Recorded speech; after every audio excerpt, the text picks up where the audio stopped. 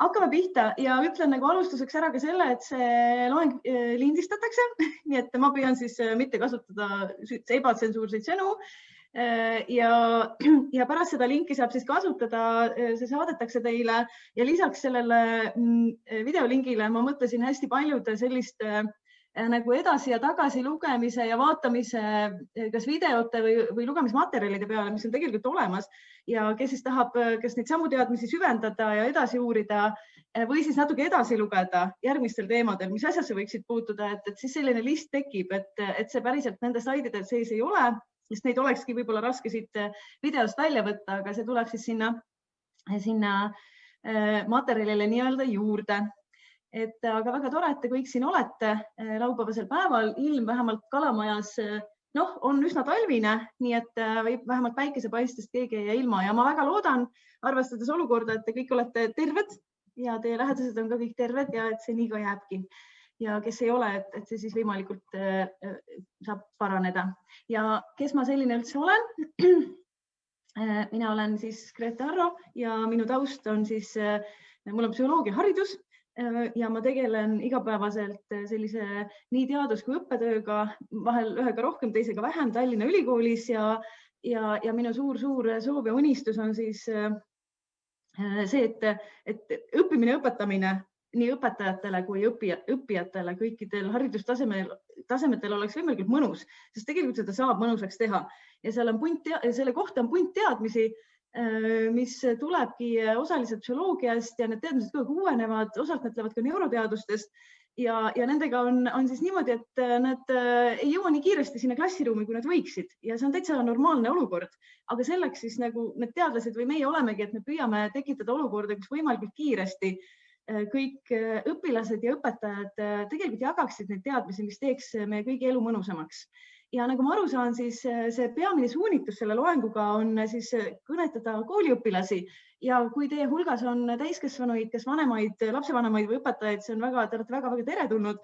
Ent kui ma vahepeal nagu rohkem suunan oma nii-öelda sina sõnumid lastele, siis ma loodan, et see siis kedagi kuidagi ei eksita. Et õnneks on õppimine nii universaalne protsess, et väga paljud asjad või isegi enamik asju, mis kehtivad lastele, õpilastele kehtivad ka täiskasvanud õppijatele.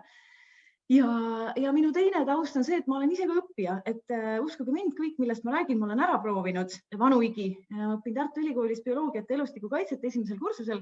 Minu kursusekaaslased on umbes sama vanad kui gümnasistid, eks ju, ja nad on kohutavalt targad. Ma mõtlen, millal tuleb välja, kui rumal ma olen. Ja tegelikult neid samu õppimisnippe, millest me täna nii palju ei räägi täna nii palju õpistrateegiatest, küll aga motivatsioonist, aga võin julgelt öelda, et teadus töötab. Oleme ise kõik proovinud, et lisaks sellele, et väga palju teadusuuringud on proovinud neid isiklik katsetamine tõesti veenab meid ka selles, et see kõik töötab. Ja oletame, et sa tahaksid pärast seda siin veedetud 1,5 tundi teada, aga kas ma päriselt sain midagi? Ja te võite nüüd endamisi, te ei pea seda postitama, te ei pea seda ütlema, endamisi mõtelda, milline nendest 3 vastusest näitab, et sellest tänasest 1,5 tunnist oli kasu. Kas see, et sul oli huvitav olla siin olemise ajal? Kas see, et sa said uusi teadmisi?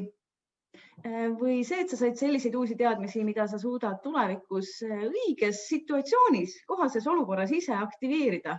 Ja tänu sellele muutud sa tõhusamaks õppivaks. Ma näen, et Birgi kuulajate hulgas suudab panna slaidi peale südame. Ma ei teadnud, et see on võimalik, aga ma olen Birgiga nõus, et A ja B on kindlasti ka õiged, aga võib-olla mitte piisavad, sest meil on sageli olla hästi huvitav õppida. Hästi tore on, et lektor tantsib kogu lava täis ja just vahva on, aga see huvitavus lihtsalt jääb sinna paika, et mitte midagi hiljem ei juhtu. Ja mõnikord me saame uusi teadmisi, aga need teadmised jäävad justkui nagu riiulile meie jaoks. Tegelikult ei suuda nende pinnalt õieti midagi teha. Et kõige mõistlikum on see, et kui need teadmised on sellised, et õigel hetkel, kui neid vaja on ja see situatsioon on ootamatu võib-olla, ma suudan need välja võtta. Nüüd ma käivitan selle asja, mida ma sealt sain. Et see oleks väga äge ja seda, kas see juhtub, ega ma seda ette ei tea. Ütlen ka seda, et Liis ja Anette jälgivad ka chati tekkivaid küsimusi ja meil on siin täna 3 teemat ja ma loodan väga iga teema vahel teha väikse pausi, umbes pool tundi ja seal vahel väike paus, mitte kus mu kell on, et siis saaksid küsimusi ka natukene vastata, et võib-olla mitte kõiki, aga võib-olla natukenegi. Ja need teemad puutuvad siis kõik motivatsiooni ja ma hästi põgusalt alustangi sellest, et mis see õppimine üldse on. Ja ma arvan, et on kohutavalt oluline selleks, et hoida õpimotivatsiooni, et õppija ise ka teab, kuidas õppimine tegelikult ajus toimub.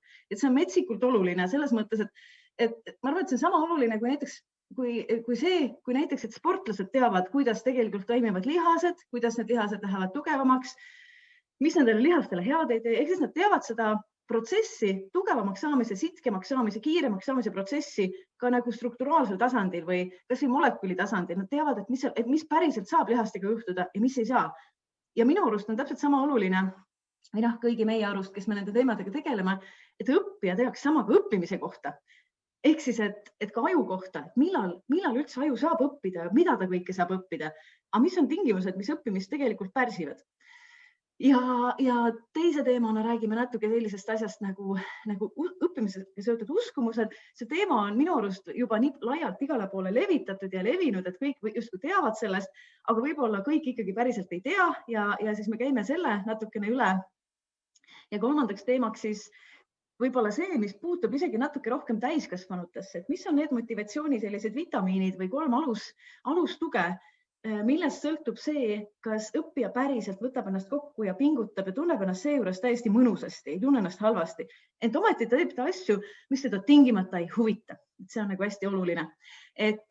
Ja hakata siis minema, et mõtlesin pikalt, et kuidas teha sellist sissejuhatust ja ma arvan, et tegelikult on päris hea minna korraks esimese teemana päriselt sellise neuroni tasandile, päriselt minna aju sisse ja mõelda selle peale, et kui laps sünnib, kui me sünnime, siis tegelikult on meil hästi palju neuroneid närvirakke ajus, aga kõik meie teadmised ja oskused tegelikult talletuvad neuronite vahelistesse ühendustesse ja need ühendused saavad tekkida ainult keskkonna mõjul, ainult siis, kui me oleme päriselt juba maailmas, kogeme erinevaid asju, õpime erinevaid asju, kusjuures see õppimine ei ole alati tingimata nii-öelda organiseeritud või korraldatud õppimine. Me õpime ka siis, kui me lihtsalt uurime end ümbritsevat maailma.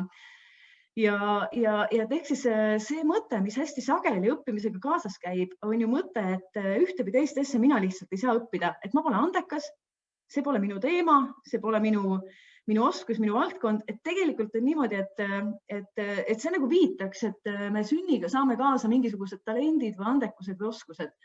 Ja seda teemat on teadlased väga palju uurinud tegelikult. On uurinud ka selliseid tegelasi, keda peetakse väga-väga andekaks ja tegelikult nende lapsepõlve vaadates tuleb välja, et see pole sageli üldse nii.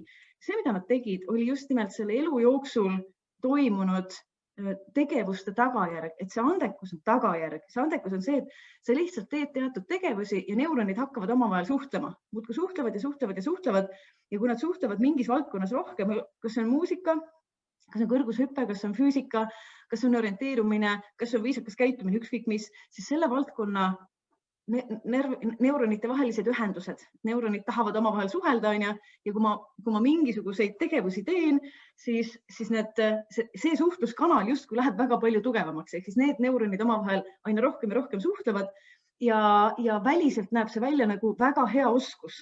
Näiteks pilli mängida, näiteks matemaatikat teha, näiteks joonistada. Näiteks osata võõrkeele grammatikat, mida iganes. Ja tõsi on ka see, et kui me midagi teeme vähem kui teisi asju või üldse ei tee, siis need närviühendused tegelikult kustutatakse ära.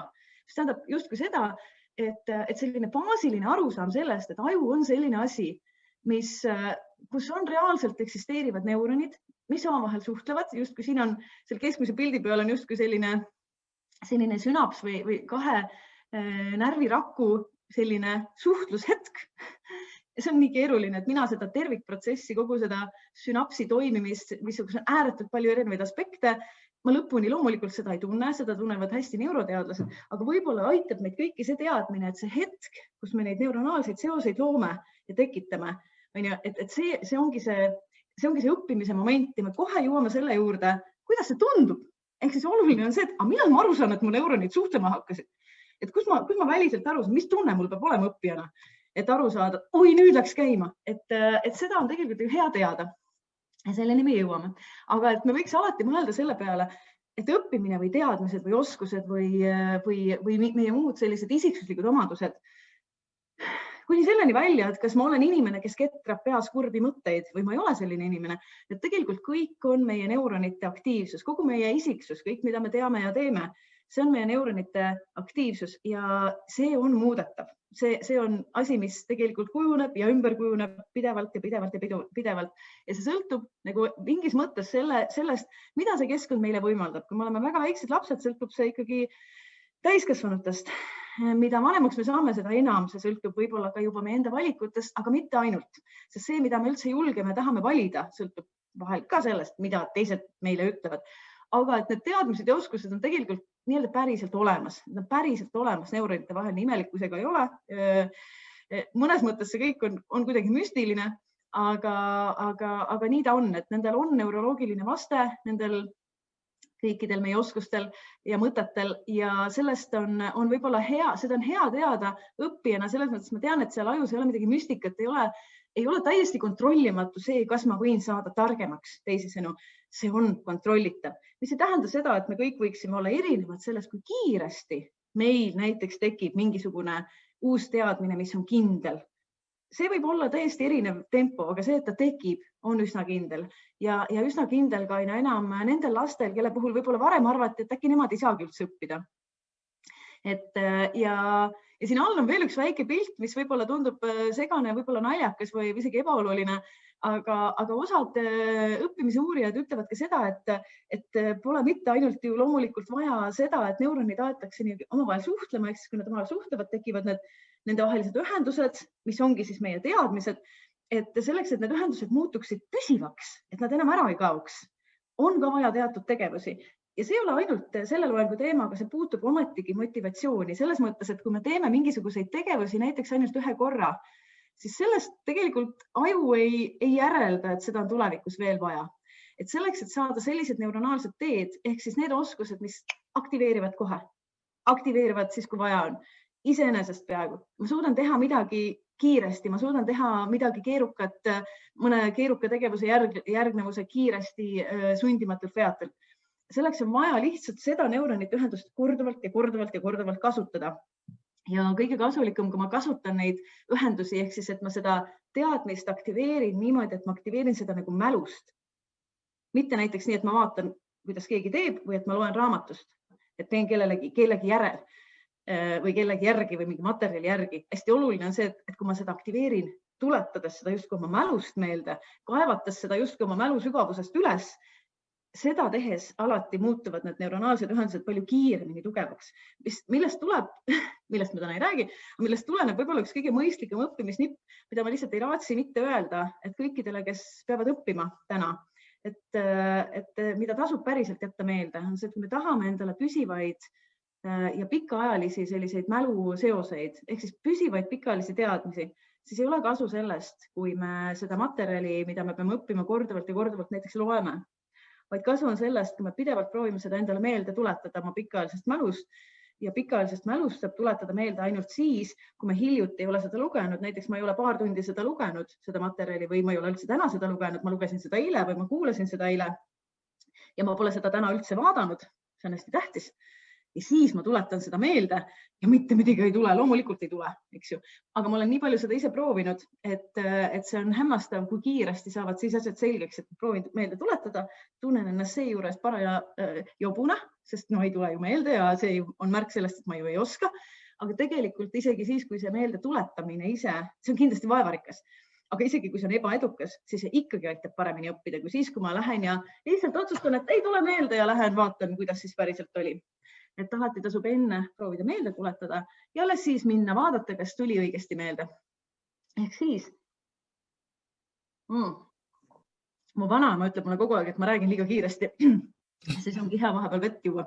Eks see tähendab justkui seda, et see aju on neuroplastiline ja see on mingis mõttes hästi ilus ja tore mõte ja võib-olla see ei ole nii vana mõte, see see on võib-olla mõnes mõttes meile jälle jätkuvalt uus teadmine, mida on hea, kui õppija ise teab enda aju kohta, nii nagu meie lihased saavad muutuda, nii nagu me saame muutuda sitkemaks ja tugevamaks, saab ka meie aju muutuda ja ta seda teebki, et ta on nagu muutumise masin.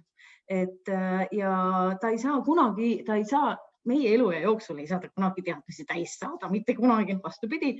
Mida enam me õpime ja teame, seda lihtsam on õppida aina uusi asju.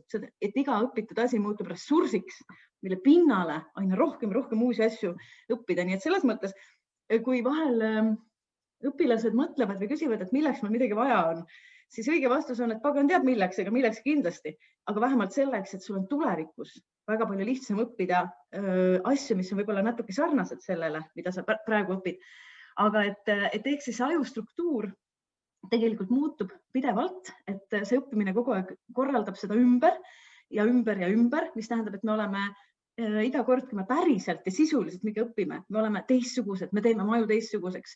Ja loomulikult, kui me seda õppimist ette ei võta või libiseme sellest läbi pinnapealselt ja ilma suurema vaevanägemiseta, siis loomulikult seda ei juhtu, pigem ei juhtu. Ja loomulikult muutub me aju alati selles suunas, mille suunas me tegevusi teeme, eks ju. Et kui need tegevused, mis me teeme, ei ole meile kasulikud, siis me õpimegi ära need asjad, mis ei ole meile kasulikud. Kui ma pidevalt kordan näiteks endale, kui halb ma milleski olen või kui lootusetu ma olen, et siis minu aju õpib ära olema lootusetu, olema kurb. Ja tõesti, aju on asi, mis muutub kogu elu vältel. Minu seesama vanaema õpib ka pidevalt uusi asju. Et hiljuti õppis ise internetist asjade tellimise ära näiteks. Parasjagu ei olnud kedagi, kes teda aitaks. Ta on 96. Nii et see vabandus, et ma olen juba nii vana ja ma ei saa enam uusi asju õppida, kahjuks see teaduslikult enam pädev ei ole. Et ma võin selle taha pugeda, aga ma võiksin teada, et tegelikult see ei ole see vabandus. Ja tõsi on see, et uute asjade õppimine on alati ka hirmus. Ja mida kõvem käbi sa milleski oled, seda hirmsam on minna valdkonda, kus sa tegelikult ei ole kõva käbi. Et see ongi alati hirmutav. Aga me räägime kohe sellest, kuidas seda hirmu veidi rohkem normaliseerida. Ja te võite nüüd kirjutada chati, aga te võite ka mõtelda endamisi. Ma korraks üritan teha nii, et ma näeksin chati. Nii, hetkel ma ei näe, aga võib-olla Liis ütleb, mida sa seal näed, kas sa näed seal mõnda vastust? Minul praegu chat ei tule ekraanile, et ühesõnaga, et me rääkisime sellest, või mina rääkisin, et õppimine on alati ja igas ajus võimalik, aga selle eeldab teatud tingimusi. Ja mis on need kõige olulisemad õppimise tingimused? Liis või Anette, kas te tahaksite lugeda mõne vastuse sealt ette, kas seal on mõni vastus? Ja siia on tulnud näiteks seoste loomine. Kui asjast olen huvitatud, siis see paneb mind põlema. Vead on eelduseks õppimisele, turvalisus, nii pingutamine, seoste loomine, huvi, järjepidevus, muutuste keskkond, unustamine, eksimine. Mõnus. Meeleolu ja huvi, vajadus, avatud meele, uudishimu, tahe, uudishimu, keskkond, pingutamine, puhkus. Et väga palju erinevaid märksõnu on välja toodud. Aitäh, ma arvan, et ma sain nagu sellise tiiru peale ja tõepoolest kõigil teil on õigus. Ja see küsimus, et kuidas aju saada tõhusalt muutuma tegelikult on see põhiõppimise küsimus, kuidas me saame ajusid muuta. Ja tegelikult enamiku teie vastused läksid nagu lehvikuna laiali, mis on väga-väga tore, aga nad tegelikult mingis mõttes vaikimisi ja mõned otsesõnu puudutasid kahte tegurit, millest üks on siis see, et igal juhul, kui ma tunnen huvi, eks ju, siis ma panen ennast tegelikult pingutama. Kui ma tunnen ennast turvaliselt, ma panen ennast pingutama. Kui ma tahan luua seoseid, ma panen ennast pingutama. Et aga see tunne, tegelikult see pingutuse tunne, kui te mõtlete, on see meeldiv tunne? Tegelikult see ei ole tingimata meeldiv tunne. Ehk siis õppimise tunne ei ole alati tingimata meeldiv tunne. Meil on nagu arvamus, et lapsed, kui me lastele kogu aeg tekitame koolis sellise toreda ja mõnusa olemise, et neil on kogu aeg pingutuse vaba, et siis see on kasulik. Tegelikult neil peab olema kogu aeg loomulikult tore, see on ainuõige. Aga see tore võib kaasas käia sellega, et neil tegelikult tuleb kõrvadest tossu välja. Ja kus me seda teame, et muu hulgas lisaks muudele uuringutele, me teame seda ka neuroteaduslikest uuringutest, et kui panna katseisikule, siis pähe asi, mis mõõdab tema aju aktiivsust, selline katseseade. Ja olukorras, kus see katseisik lahendab ülesandeid, mis ei pane teda pingutama, kus ta saab õige vastuse kerge vaevaga. Tegelikult on meil nii-öelda näha, et tegelikult aktiivsust ei ole, õppimist justkui ei toimu, neuronite tasandil see inimene intelligentsemaks ei muutu, aga see intelligentsemaks saamine või õppimine algab hetkest, kui ülesanne muutub pingutama, kus ta peab vaeva nägema, kus ta peab pusima. Mis tähendab seda, et iga kord, kui te peate pusima ja vaeva nägema, võiks teie peas aktiveerida mõte, et see on kasulik, kui hea, ma ei saa aru, ma olen segaduses, väga hea. Ma satun võib-olla natuke, lähen isegi võib-olla närvi selle materjali peale, väga hea. Et kuidas õppida armastama seda pingutuse tunnet, millega käib ju alati kaasas ka see tunne, et äkki ma olen loll, äkki ma ei oska. Aga saad aru, et tegelikult see ongi see hetk, kus õppimine ei lõppenud, kus õppimine algas. Ehk siis õppimine algab hetkel, kui matemaatika hakkab mulle raske tunduma. Seni ma tegelikult ei õppinud, vaid tegin asju, mis olid minu jaoks liiga lihtsad. Õppimine algab hetkel, kui joonistamine hakkab mulle raske tunduma. Et ehk siis soovitus kõigile õpilastele, et kui õppeaine on sulle lihtne, siis mine protesteeri õpetaja juures. Mis toimub? Mis siin toimub? See asi on mulle liiga lihtne. See on märk, et ma ei õpi. See on väga kurb, et ma ei suuda täita koolikohustust, kui ma ei saa targemaks. Et järelikult tasub küsida näiteks mingeid uusi asju, uusi materjale ja loomulikult võib-olla seda võib võtta mõnes mõttes naljaga ka, aga iseenesest võiks olla küll koolil alati see tagataskus see võimalus anda sulle midagi, mida sa pead purema. Et meil ei ole mõtet hommikul voodist välja tulla, kui selles päevas ei ole asju, mis on keerukad. Ja näiteks õppejõuna ülikoolis ma tunnen küll, et vahel ma annan ka tudengitele asju, millest ma ise lõpuni, ma ei ole jõudnud neid lõpuni selgeks närida. Et see on hoopis kõige põnevam asi, mida omavahel arutada. Ja et kui mõelda, et mis võiks olla selline õppimise põhivõrrand meie kõigi jaoks, võiks olla see, et lihtne võrdub igav. Et kui see ülesanne on lihtne, siis järelikult oli see üks igav ülesanne. Ja keeruline või natuke ajule raske ülesanne, see on huvitav. See võiks olla see võrrand, mis meil kogu aeg kaasas käib. Aga oletame, et sa ei ole see, kellel on liiga lihtne, oletame, et sa oled see, kellel on liiga raske. Ja mina väidan, et tegelikult sellisel juhul õpitakse mitte õige õpistrateegiaga. Et ma arvan, et enam-vähem on välistatud, kui ei ole just tegu mingisuguse tõesti, võib-olla mingisuguse õpiraskusega, mis hetkel ei ole veel diagnoositud antud õpilasel. Aga õpiraskuste puhul me teame täna juba päris hästi, et enamik õpiraskusi on teatud teisel viisil õppides tegelikult kuidagi kas kompenseeritavad, ületavad, võib-olla läheb rohkem aega, võib-olla on vaja mingeid teisi vahendeid, aga õppida saab alati. Aga me teame ka seda, et hästi sageli õpilased õpivad strateegiatega, mis ei olegi õppimisele kasulikud. Näiteks me teame seda, et lapsed kasutavad ja muud õppijad ka väga sageli seda korduvat läbilugemist, mis ei ole tõhus õpistrateegia. Aga nendest me praegu nii põhjalikult ei räägi. Ja nii nagu osad teist ütlesid seal chatis, et teine tingimus, kuidas aju saada tõhusalt muutuma, on see, et pane rohkem puusse. Tee ülesandeid, kus on võimalik puusse panna, kus on võimalik eksida. Et ehk siis pingutus ja vead, nagu mõned ka ütlesid, ja olgem ausad, vigu õppijad kardavad enim. Kui ma teen koolitusi näiteks õpetajatele, on väga sageli see, et ei julgeta vastata, ei julgeta pakkuda või mõelda või arutleda, sest see hirm eksida on meis nii sügavalt sees. Ja see hirm eksida ütleb, et me ei tea tegelikult, millal aju õpib. Samamoodi need samad uuringud, kus on vaadatud inimese aju, kui ta saab õigeid vastuseid ja siis, kui ta saab valesid vastuseid ja nende üle juurdleb, siis loomulikult see, kui ta saab valesid vastuseid ja nende üle juurdleb, on õppimisele hästi palju kasulikum. Ehk siis mitte viga ise, vaid veaanalüüs on see, mis aitab. Aga et kui viga jääb tegemata, siis seda analüüsida ei saa. Lisaks, kui me midagi saame esimese korraga täppi, mis tunne meis tekib, ma oskan seda, see on lihtne. Tegelikult me ei pööra sellele asjale tähelepanu, me tegelikult ei saa isegi aru, mis vead seal võiksid tulla. Me ei pruugi väga palju keskenduda. Muidugi, kui meil on hästi lahe õpetaja, kes palub ka õigeid vastuseid alati analüüsida. Jah, see on õige vastus. Miks? Räägi, miks on õige vastus.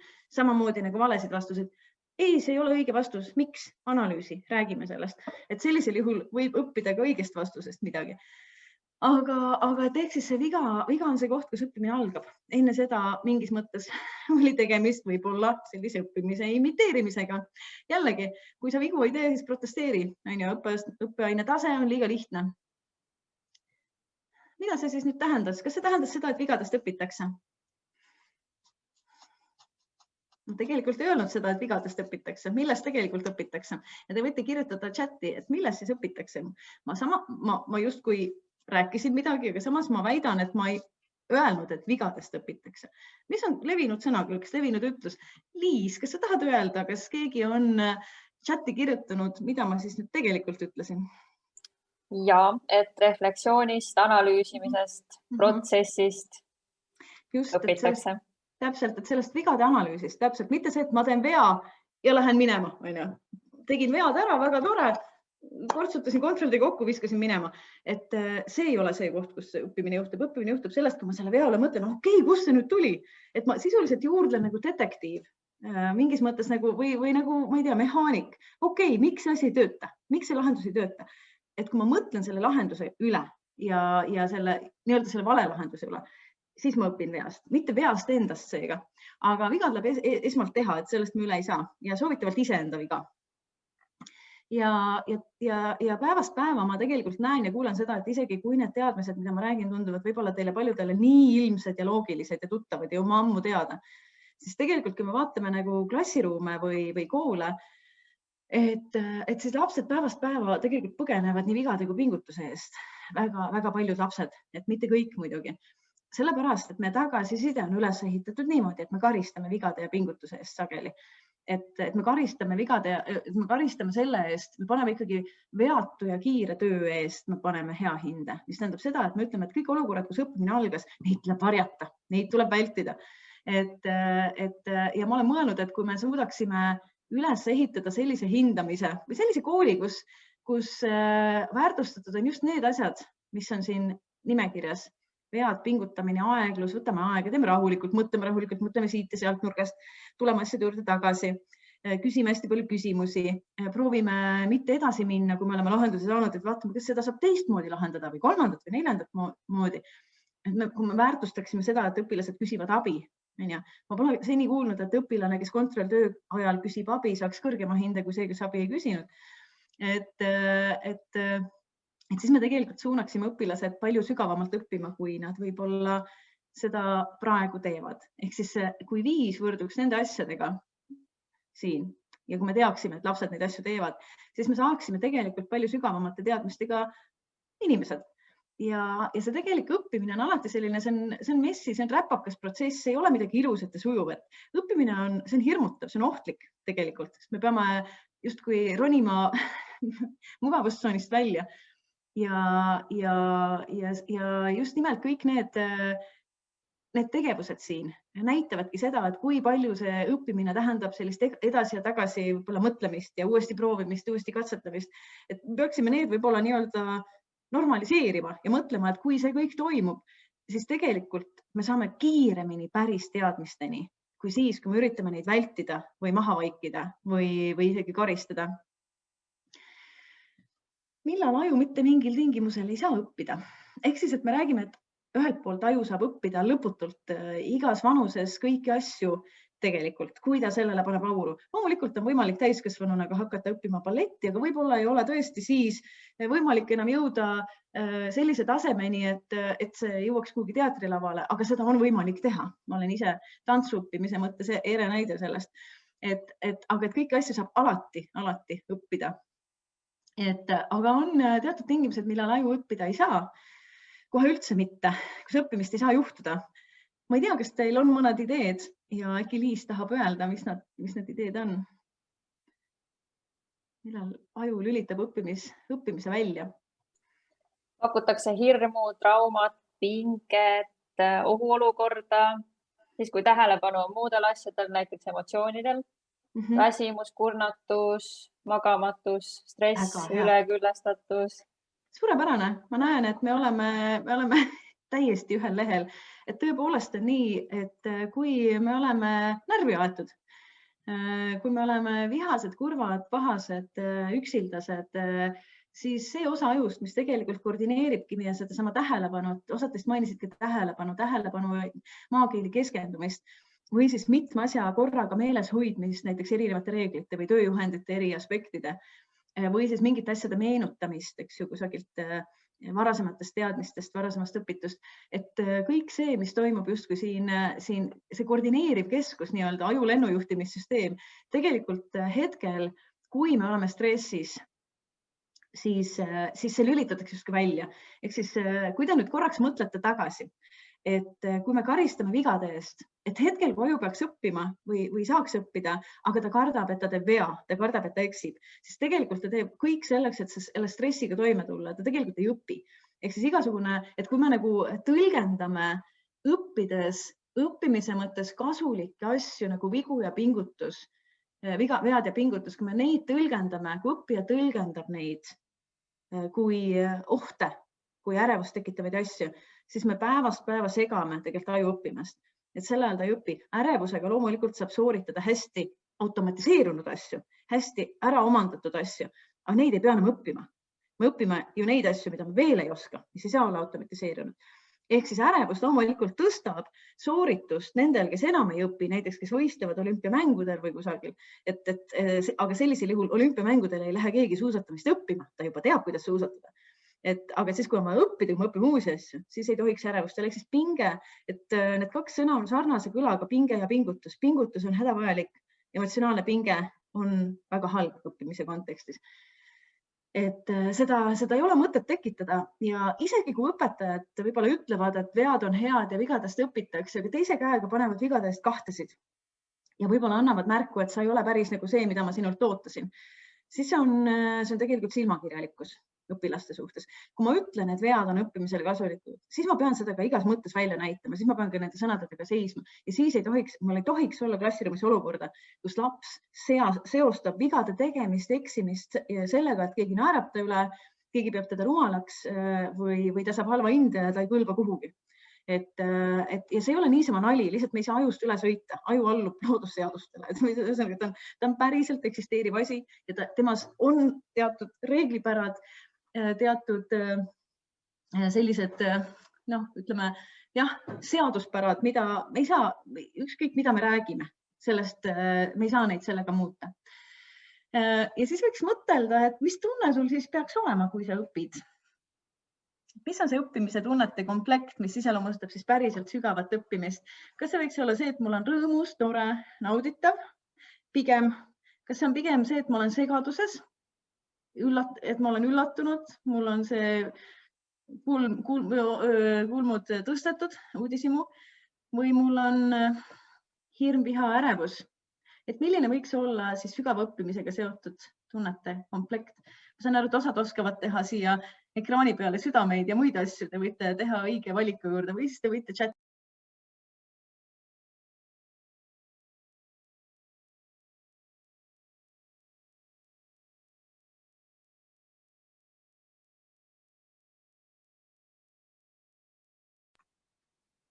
Nii, ma saan aru, et host pani mu korraks vaikse peale, aga ma panin endale hääle tagasi. Ma ei tea, võib-olla see oli Liis kogemata.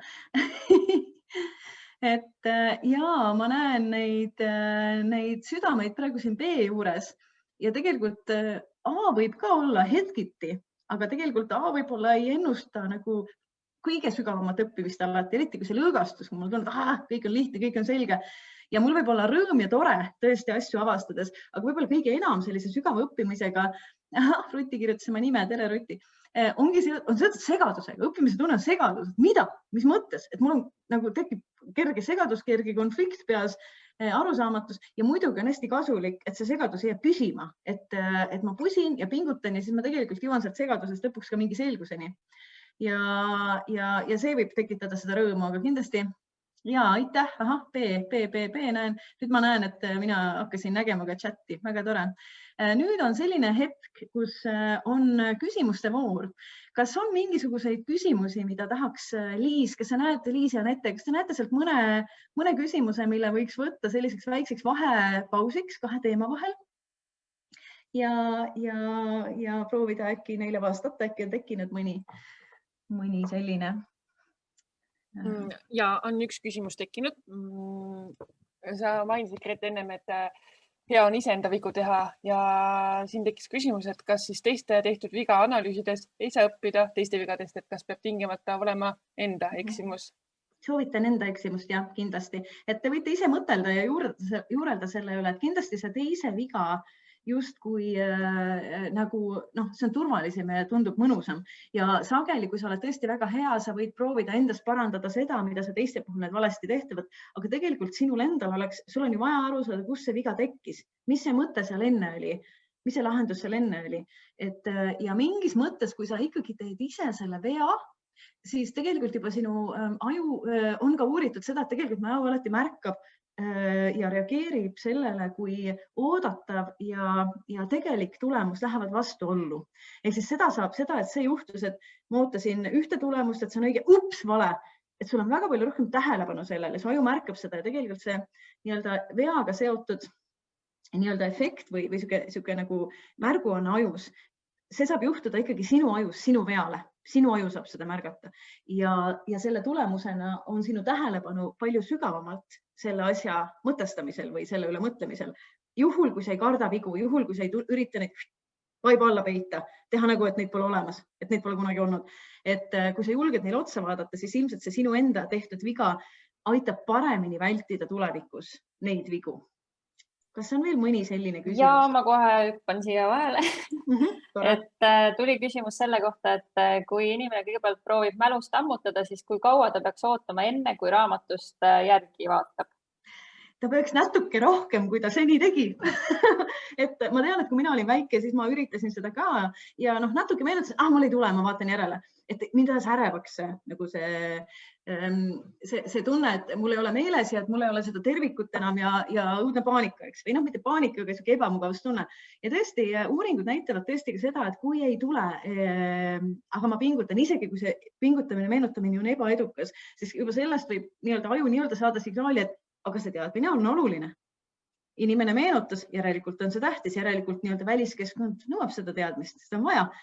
Ja seega ta, isegi kui seda järele vaatad pärast, meenutamine võis olla ebaõnnestunud, aga et siis ta võib jääda sulle paremini meelde, kui sa näed ikkagi natuke rohkem vaeva. Ma ei saa öelda kindlat ajaühikut, aga ma mäletan selgelt, kui ma aasta tagasi seisin Laelatu puisniidul ja seisin ühel jalal, sest ma ei julge seal kuhugi astuda, aga ma olin seal seoses ühe bioloogide grupiga, seisin ühel jalal ja meenutasin ühe taime nime, mõtlesin, et ja, vana Grete oleks jätnud meenutamise ammu järele, aga mina tean, et tuleb oodata natuke ja see ei tähenda seda, et sa lihtsalt ootad, see tähendab, et sa üritad kaevata, mis seal võis olla, kas ma leian mingi lingi, kas ma leian mingi seose, nii nagu teie ütlesite seos, kas ma lõin õppides mingi seose, kas ma saan millelegi konksu taha, mis võiks olla sarnane. Ja loomulikult ma meenutasin selle ära, jõudsin ära oodata selle meelde tulemise ja samas on mul ka meeles tänu sellele suurendatud pingutusele see väga palju paremini. Ehk siis sa muudad nagu selle õppusel tehtaval pingutusel selle lahingu enda jaoks kergemaks, ehk siis hiljem on ta paremini meeles. No vot, aga nüüd ma usun, et küsimusi on äkki veel, aga siis me saame nendega siis võib-olla minna hiljem või vastata neile hiljem ka. Aga et üks asi, mida jällegi võib-olla, mul on tunne, et kõik Eestis juba teavad või kõik kogu maailmas juba teavad, siis vahepeal tuleb välja, et ikkagi kõik ei tea. Ja võib-olla peaks pisut puudutama seda, et inimesed käivad ringi maailmas nii, et neil on tegelikult, nad kogu aeg teevad maailma kohta mingisuguseid oma teooriaid või järeldusi. Ja nad teevad järeldusi ka iseenda kohta. Ja võib-olla te olete kuulnud või kasutanud kunagi lauset, kas ei mõttes, isegi kui te kõva häälega ei julge seda öelda, et mina ei ole selle ala mees, ma ei ole selle ala inimene. Ma ei ole muusikainimene, ma olen topograafiline idioot. Mina ei oska kõrgushüpet, ma kardan seda. Et ma olengi selline, ma olengi teistsugune. Ja need laused peegeldavad kõiki just uskumust, et meie võimed on jäävsuurus, ehk siis see läheb vastuolla kõige sellega, mida me pool tundi oleme juba rääkinud. Et ma kas olen või ma ei ole, ma kas saan millegagi hakkama või ma ei saa hakkama ja see lihtsalt on nii. Ühes mõttes on see hästi mugav maailm, sest kui ma otsustan, et ma ei saa mingeid asju teha, siis mul ei ole mingit põhjust proovida. Ja hästi mugav on ju lebada diivanil ja mitte proovida. Aga iseenesest tänane teadmine ütleb, et see, kui me kõike seda varasemalt vaatame, et see teaduslikust vaatepunktist tegelikult ei ole õige teadmine. Et see, et inimene saab muutuda, ta aju saab muutuda, sellepärast ma rääkisingi sellest enne, aga need sellised naiivteooriad või uskumused, mis inimeste sees valitsevad, need tegelikult alati ei ole teadusest kantud, sellepärast et inimene teeb oma järeldused selle pinnalt, kuidas teised inimesed talle tagasisidet annavad, mida ta on elus kuulnud, mida ta on järeldanud ja väga sageli inimesed ise seda aju neurobioloogilise taseme õppimist, nad ei mõtle seda oma peaga ise välja, me ei saa selle peale ise tulla. Et ehk siis meil kõigil on teatud asjade suhtes võib-olla seesama uskumus, et ma ei saa paremaks saada. Aga iseenesest on see uskumus selline, mis pigem õppimist takistab.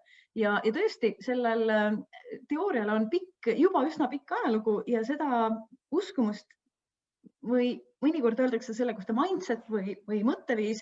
See on selline nagu populaarteadusliku mõiste ja teaduskirjandus kasutab ka mõistet uskumus, kuna see on selline algne termin selle teema kohta. Ja neid uskumusi on hästi palju tänaseks uuritud, hästi eri nurkadel. Ja siis on selle teooria kohta tulnud loomulikult kriitikat ja see on katsetatud, ikka see pagan töötab. Et see on nii baasiline. See on miski, mis inimese sees hakkab kõnelema hetkel, olukorrad muutuvad tema jaoks keeruliseks. Ja kuidas see nagu välja võiks näha, et kui te mõtlete selle peale, kui te korraks vaatate õpilast 1 ja õpilane 2 ja vaatate, kumb õpilane teie ise olete, kui seda kirjeldust vaadata? Või kumba õpilast, kui te olete täiskasvanu, kumba õpilast te rohkem näete koolis? Et ehk siis need uskumused seostuvad komplekti käitumistega ja tundub, et see uskumus ongi üks väga oluline selline baas ennustaja selle kohta, kuidas inimene hakkab käituma, kuidas ta hakkab õpiolukordades tegutsema. Ja olukorras, kus õpitav on õppijale lihtne, sageli on see algklasside jooksul nii, ei ole eriti vahet, kas ta on kasvanud jäävususkumusega üles, võib olla ka häda juba algklassides, aga kõige suurem välk lööb sisse siis, kui ained lähevad keerukaks ja kool on rohkem nõudlik juba ja ei ole nii personaalne ja nii tore enam. Et tegelikult see, kumb uskumus meil on, hakkab takistama just siis, kui olukorrad muutuvad väljakutsuvaks.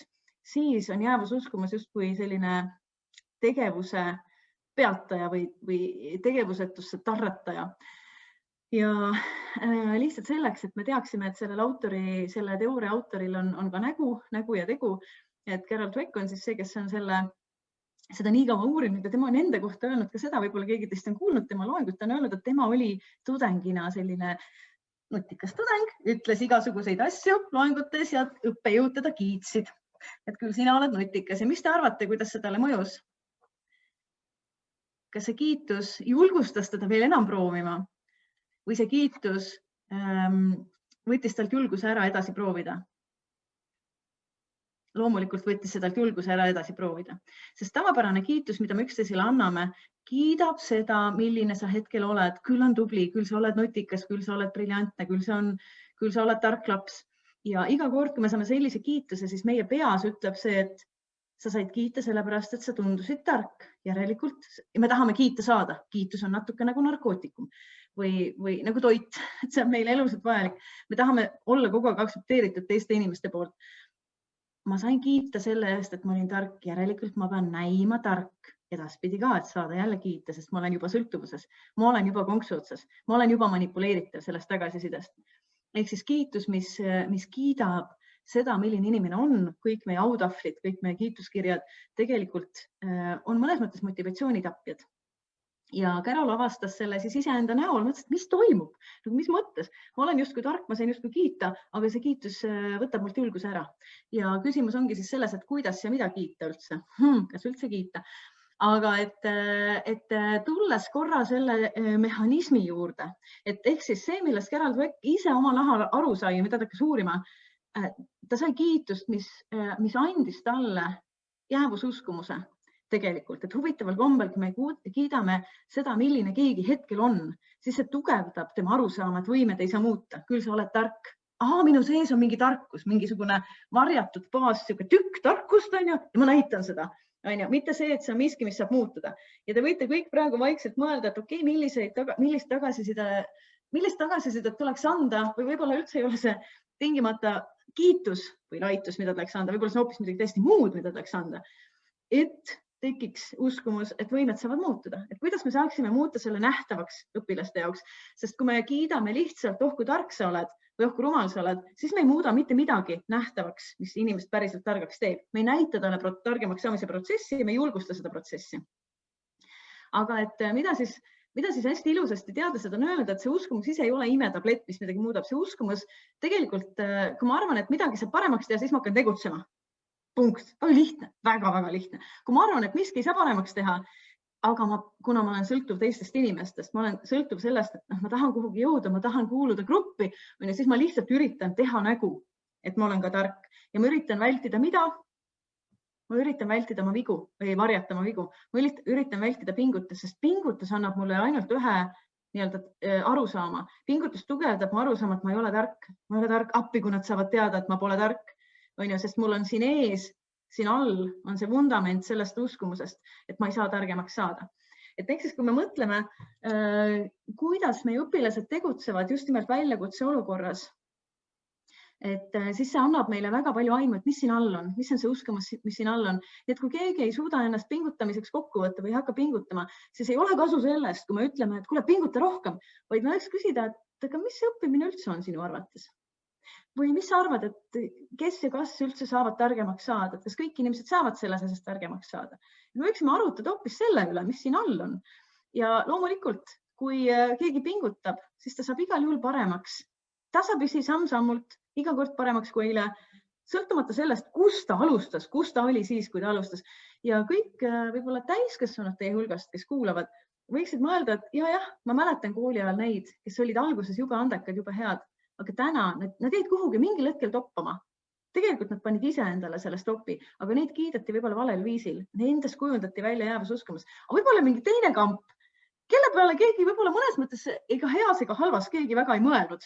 Keegi, kes ei rahulikult pusida, kellel ei antud seda tagasi, et küll sa oled andekas, kes ei pidanud kogu aeg püsima mingil piedestaalil, hirmuga sealt alla kukkuda, kes sai rahulikult pusida, kusagil oma garaažis, eks ju.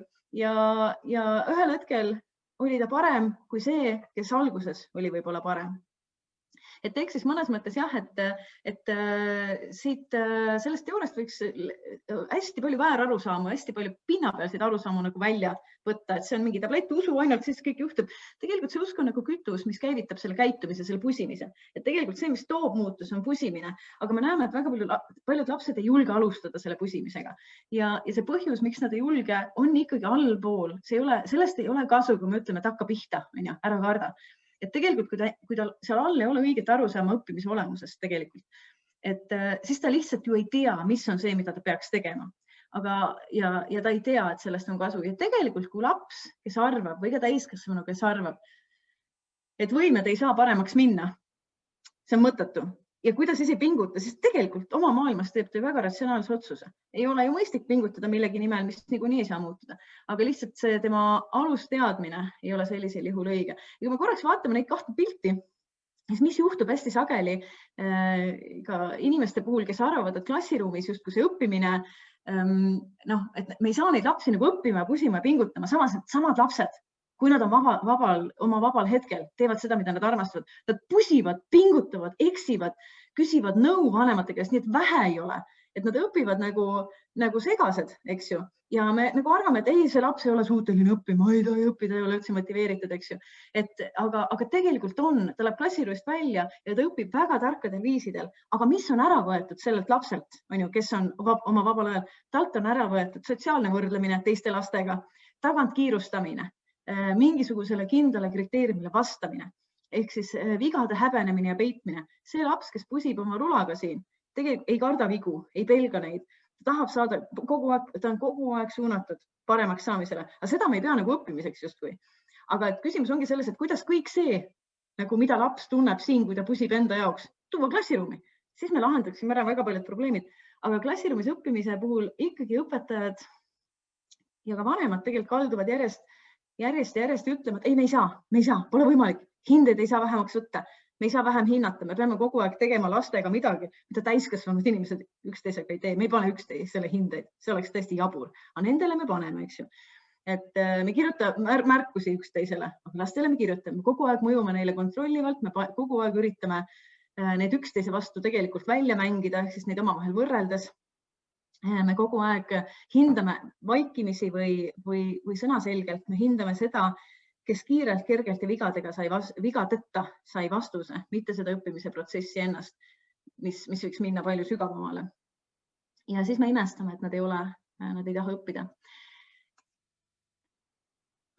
Nüüd ma joon teie mõtlete, et mis siis võiks meist toetada seda arenguuskumust, mis võiks seda arenguuskumust lõhkuda.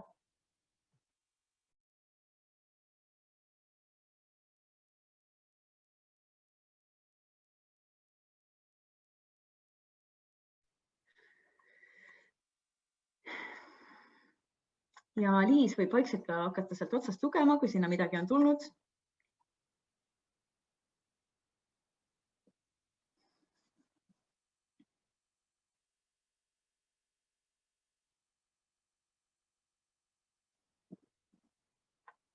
Võin ka ise vaadata. Ja Kristi ülikoolis panevad täiskasvanud inimesed üksteisele hindeid. Ja panevad küll, aga tingimata. Aga ka ülikoolis saab hindeid muuta ja ülikoolis meie hindame üsna teistmoodi. Ja mulle meeldib, Merilin ütleb, et muutuse märkamine, eks ma märkan ja tegelikult lastel on väga raske enda puhul seda muutust märgata. Just see, et kui me aitame tal märgata, et ta muutus, on ju, ehk siis see, et edenemised tunnustame, et kui sa edenemist nii-öelda tunnustaksid või tähele paneksid. Ja see õnnestumise kogemus, tegelikult Merike ütleb, õnnestumise kogemus tegelikult on hästi oluline, et sellisel juhul väärtustatakse seda, mis viis õnnestumiseni. Kui me väärtustame õnnestumist, siis me näitame kogu aeg või näitame nagu vaikimise lapsele, et see on see, mida ma hindan, et sa õnnestusid, mitte see, et sa pusisid. Tegelikult, aga et see on nagu, et läheme siis tagasi siia, on ju, et me peaksime panema selle faasi või selle nagu oluline faas on see tegutsemine. Me peaksime tagasi sidestama seda, mitte seda, et ta on juba parem, et tal see tulemus tuleb. Sest fakt on see, et see, mida me tagasi sidestame kiitusega, sellise tähelepanu ja hoolimise jagamisega sageli kahjuks. Niimoodi on, et me nendest eriti ei hooli, et nad läheks veelgi kaugemale, kukuksid õppimise pealt maha. Me peaksime tagasi sidestama just seda, mis viib selle tulemuseni, seda protsessi.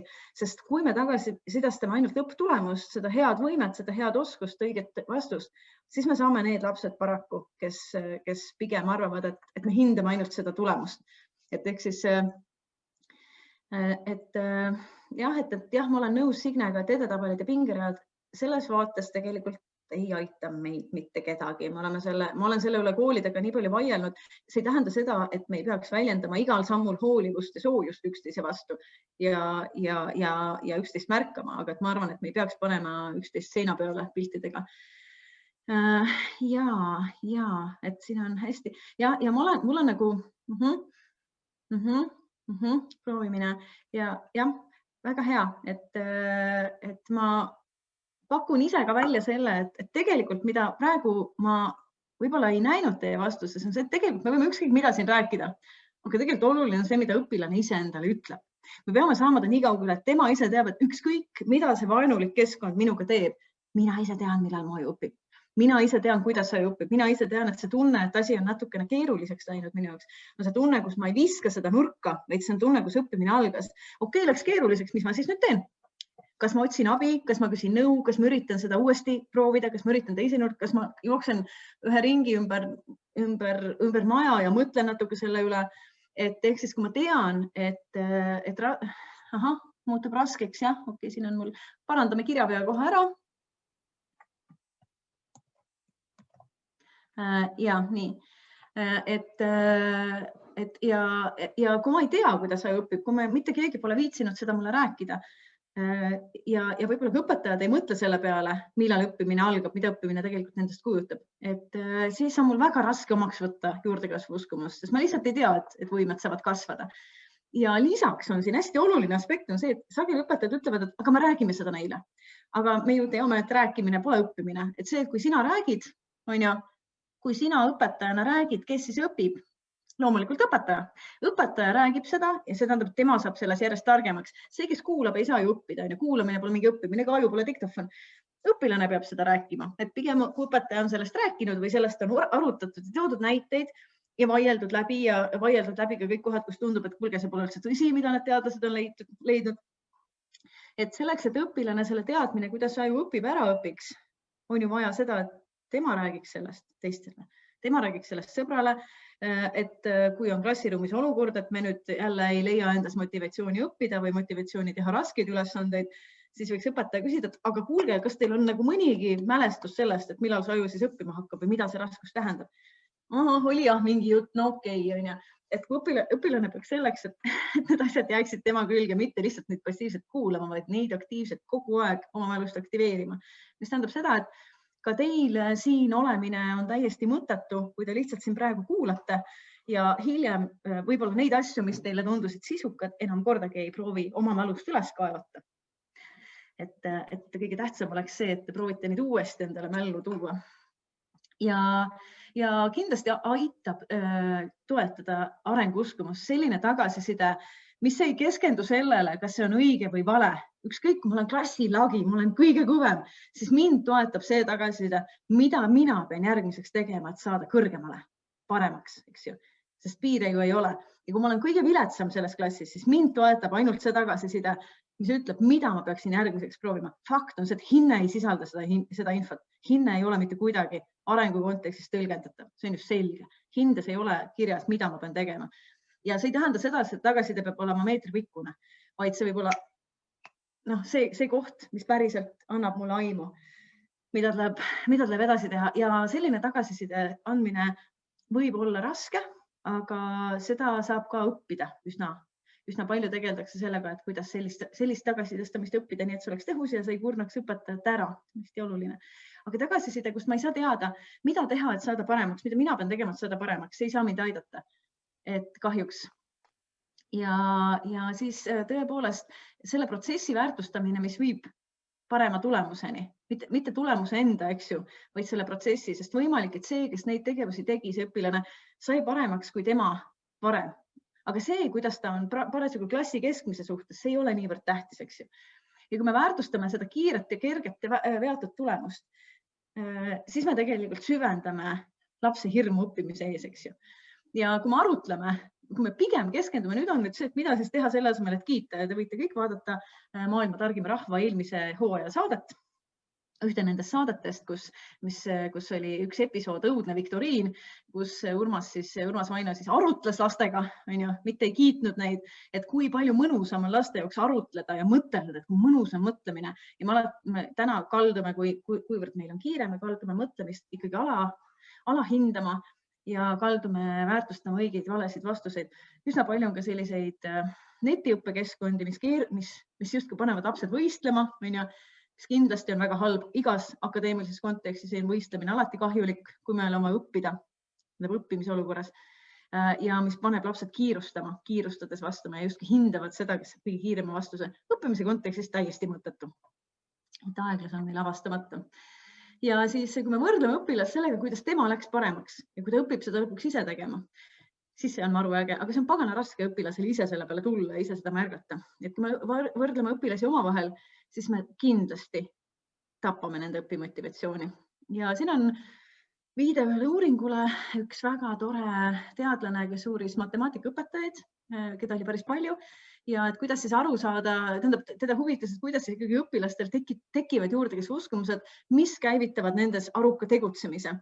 Ja siis me võime neid mõlemaid nimekirju nagu vaadata, et mõelda, et kummad siis on rohkem Eesti koolis tavapärased. Võimekuse alusel grupeerimine kindlasti on jäävususkumust tekitav, eks ju. See, et me ootame tugevatelt palju kogu aeg ja nõrkadelt eriti mitte midagi, on pigem negatiivne, eks ju. See, et me kiidame avalikult tugevaid kiiruse ja kerguse eest, eks ju, ja kasutame sotsiaalset võrdlust, et selgelt süvendasid jäävususkumust ja sellist juurdekasvu või arengut tekitab siis pigem see, et me õpetame selleks, et aru saada, mitte selleks, et saada õigeid vastuseid. Et õige vastus on tagajärg, aga kõigepealt on vaja aru saada.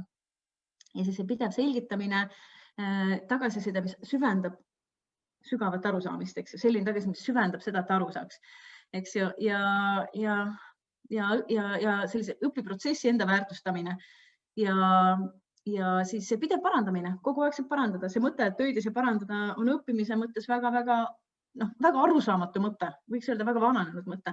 Alati peaks sama parandada. See, kuidas meie ülikoolis teeme oma eksameid, põrgatame neid edasi-tagasi ja parandame selleks, et mitte keegi ei läheks välja napimate teadmistega kui täielik. Ja mõnikord me ei jõua sellega, semester kipub enne ära lõppema, aga see on vähemalt see, kuhu me püüdleme. Ehk siis tegelikult mulle õudselt meeldiks see, kui me õpiksime, kui jõuaksime sinna, mida Tvek on nagu ilusasti öelnud, et me võiksime ka seda väljakutset armastama õppida, mitte see, et me talume selle ära, aga et see tegelikult nagu ka meeldib meile, see on võimalik, see tegelikult on ja te kõik teate enda ümber ka inimesi, kes armastavad väljakutseid.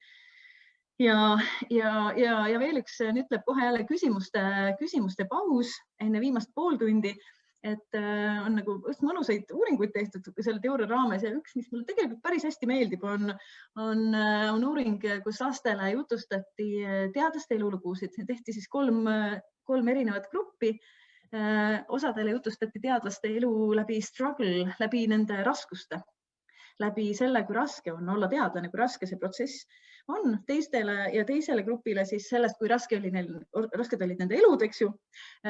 Ja kolmas grupp siis kuulis edulugu, success story. See on see, mida meie armastame üksteisele rääkida. Kutsume kooli mingi esineja, kes räägib edulugu. Ja loomulikult selgus, et see, mis töötab, on struggle story.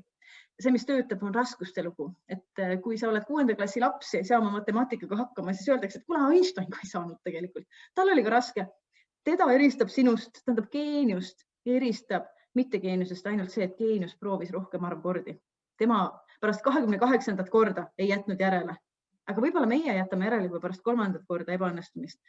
Aga nemad ei jäta järele ja sellepärast nad ongi geeniused. Aga just nimelt see raskuste lugu oli see, mis isegi tõstis nende laste hindeid. Aga loomulikult tekitas neil suurem arusaama, et ei, geenius ei ole teiselt planeedilt, ta ei ole mingi UFO, ta on nagu mina, tal oli raske ja sellepärast ongi geenius. Liis, kas meil on tekkinud küsimusi vahepeal? Enne kui me puudutame kergelt 3. motivatsiooniga seotud teemat, kas ma olen juba kedagi saanud vihaseks ajada natukene? Hakkan vaidlema.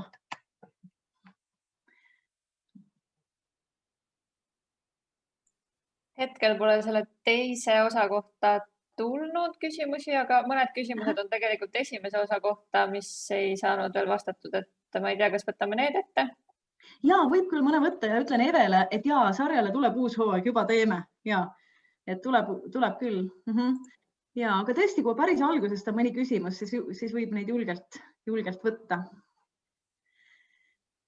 Näiteks, et kuidas toetada esimese klassi last, kui koolist tulles tunneb ta, et on kõigest kõige kehvem? Oh jummel, jah. Ja tegelikult see ongi, et üks asi, mis õppimise juures, millest me täna ei ole jõudnud rääkida, on see, et kuidas tulla toime nende emotsioonidega. Et lastel on ju nii palju emotsioone tunnetega või tähendab õppimisega seotud. Ja tegelikult, kui ta tunneb ennast kehvasti, siis võib-olla kõige esimene asi, mida iga halva emotsiooniga tasuks teha, on aktsepteerida seda emotsiooni. Et ma saan aru, et sa tunned ennast hästi pahasti ja et see ei ole mõnus ja see võib-olla läheb sind endast välja või kurvaks. Et tegelikult, kui ta tunneb, et tema emotsiooni kohe ei hakata mitte nagu ära kustutama, vaid aktsepteeritakse, et see ongi halb tunne, see ongi keeruline. Aga et võib-olla esimene klass, tegelikult on ka uuringuid, mis päris pisikestele õpetavad seda sama teooriat, kuidas neuronid töötavad. Ja me oleme ise teinud seda ühe väikese uuringu käigus 4. klassidega, kus me siis näitasimegi, meil olid nöörid erineva jämedusega, kuidas, et mis ei ole nagu meie välja mõeldud, mis on üks selline juurdekasvu uskumuse toetamise selline õpiprogramm, et kus lapsed siis said ise nagu mudeldada, et okei, kui ma pingutan natuke, siis ma olen nii kaugel, kui ma pingutan natuke rohkem, siis ma olen naa kaugel. Ja need neuronite vahelised ühendused lähevad päriselt tugevamaks ja see juhtub ka minu ajus. Et kui ta tunneb, et ta on kõige halvem, siis üks variant on tegelikult mõteldagi seda, et see, kuidas saada paremaks, sõltubki sellest, kui palju me millegi kallal pusime. Ja tegelikult võib-olla lastele on kasuks ka see teadmine, et see, kui kiiresti keegi hakkab midagi oskama, see ongi erinev. Aga see sõltub lihtsalt sellest kordade arvust. Võib-olla mina pean selleks, et saada heaks sulgpallis, proovima väga palju rohkem kordi seda lööki teha. Aga võib-olla minu sõber kõrval paneb sulgpalli esimest hetkest peale nagu jumal. Aga ühel hetkel võib juhtuda, et tema jääb oma arengus seisma, sest ta on nii kindel endas ja mina panen mööda. Kusjuures teil kindlasti tuleb täiskasvanutel meelde neid lugusid, kus alguses olid hea ja siis ühel hetkel jäid toppama. Ja siis see aeglane kilp on su kõrval pani mööda, nii et sa vaatasid, mis toimub. Et võib-olla nagu et kuna laste jaoks see maailm sel hetkel on nagu kogu maailm, see, mis toimub täna, eks ju, et siis võib-olla aidata ka nagu seda selles mõttes nagu ümber mõtestada, aga tõsi ta on, et see on paganama raske, et tal on sel hetkel raske, aga et kui rääkida pidevalt sellest, et kuidas aju õpib, et tema enda selline püsimine, pingutamine paremaks saamiseks võiks olla see, mis on kõige tähtsam. Ja võib-olla tegelikult teine asi on ka välja uurida, et milles need raskused on, miks ta tunneb ennast teistest viletsamana, kas ta milleski aeglasem, kas teised on kuidagi mingid asju ette õppinud ja tema ei ole, kas on võib-olla tal raskusi tähelepanuga, et ka tähelepanu hoidmine on arendatav ja õpitav, sageli arvatakse, et see on õpetaja asi hoida tähelepanu, aga tegelikult õpetaja asi on võib-olla aidata õpilasi õppima oma tähelepanu juhtima, et mida ei tasu jätta tegemata, et uurida see probleemi nagu see põhjus üles, et see võib olla seotud tegelikult mõne pisikese asjaga, millega ta ei tule toime ja see on praegu selline nagu punn, mis hoiab tema arengut kinni, et tõenäoliselt need kõik asjad on ületatavad, aga me ei pruugi alati teada, kuidas. Et nii, ma korraks Raivo ütleb siin, et kehvade oskustele lapsega leida sõber, kes seda aitama hakkab. Mina arvan, et kehvade oskustega lapsele tuleks anda mõistlikke õpistrateegiaid ja toetada tema motivatsiooni arukalt. Et ma arvan, et laps ei oska teist last selles mõttes aidata lõpuni. Aga ja keskkond õppimist mõjutab. Kindlasti on niimoodi, Merikesele ütlen kindlasti seda, et on ääretult oluline, et lapsel, et kodus olev olukord, kui kodus on tohutu stress või ebakindlus või mure, stressi all aju ei saa õppida, eks ju, seda me juba rääkisime.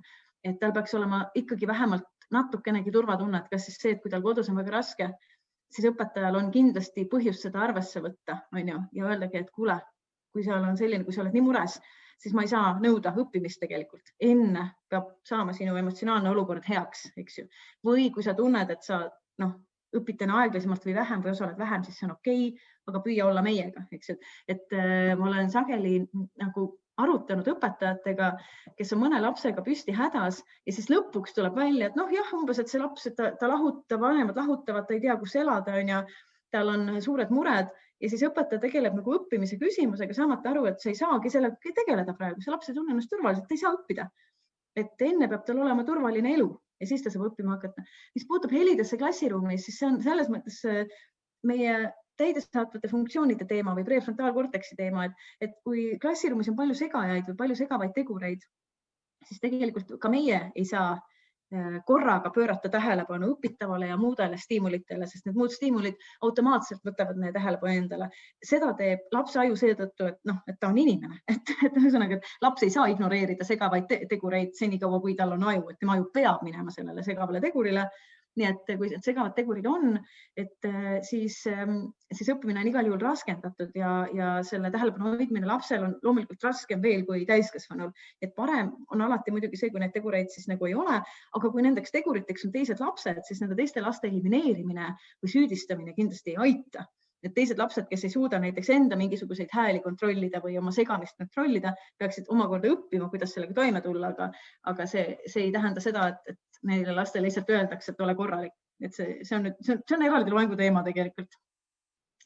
Aga ma näen, et ei tule praegu väga palju vaidlust ja selliseid muid küsimusi, et nüüd on võib-olla see teema, mis puudutab ühtemoodi kõiki kuulajaid. Teised teemad ka. Aga et võiks küsida nagu niipidi, et mis asi see motivatsioon ikkagi olema, mis on see inimese motivatsiooniline mehhanism. Seda on nüüd uuritud ka hästi palju lisaks Gerald Weckile, kes on ühe nurga alt motivatsiooni uurinud, on siis Tissi ja Ryan ja mõned veel motivatsiooni teoreetikud, kes on motivatsiooni nagu laiemalt uurinud kõikide nagu meie nii töö suhtes, spordi suhtes, õppimise suhtes, kõige suhtes. Ja nad on uurinud seda nii palju aastaid, et tänaseks võib öelda, et jah, meil on teada tegelikult, kuidas toetada motivatsiooni. Meil on nii palju teadmist selle kohta. Me võiksime seda rakendada ja selle rakendamine, sellest rääkimine läheb koolides sageli suure sellise madina saatel. Et see on üks teooria, mis alati tekitab suuri ja tugevaid tundeid. Ja loomulikult selle jäänud 22 minutiga me ei räägi ära kogu seda teooriat, aga ma soovitan mõelda mõne asja peale, mis on olulised ja kui sa oled õpilane, siis sa võiks mõelda, et okei, see motivatsiooni toetamine tegelikult on nii suuresti tegelikult täiskasvanute asi.